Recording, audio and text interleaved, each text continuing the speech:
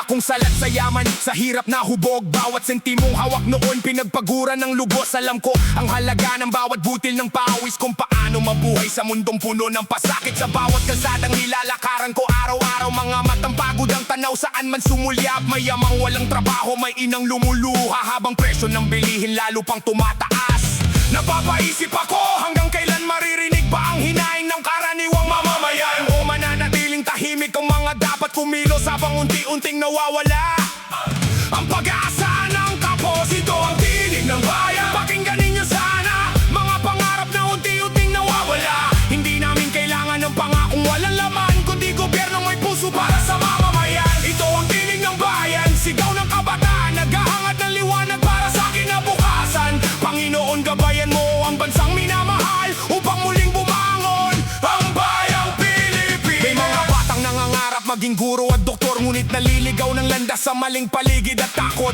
May kabataang gustong magsikap lumaban, pero nadadamay sa sistemang walang pakialam. Habang may ilan na nakaupo sa matataas na pwesto, nakakalimot sa pangakong binitiwan sa tao. Pera ng bayan dapat para sa kinabukasan, hindi para sa pansariling interes at kapangyarihan. Kung ang kabataan ang pag-asa ng ating bayan, bakit tila sila ang unang nakakalimutan? Kung sila ang bukas na ating inaasahan, dapat sila rin ang unang pinapahalagahan. Ito ang tinig ng bayan, pakinggan ninyo sana mga pangarap na unti-unting nawawala. Hindi namin kailangan ng pangako walang laman, kundi gobyernong may puso para sa mamamayan. Ito ang tinig ng bayan, sigaw ng kabataan, naghahangad ng liwanag para sa kinabukasan. Panginoon, gabayan mo ang bansang minamahal upang muling bumangon ang bayang Pilipinas. Hindi galit ang dala ko, kundi pag-asang buhay pa, na balang araw maririnig din ang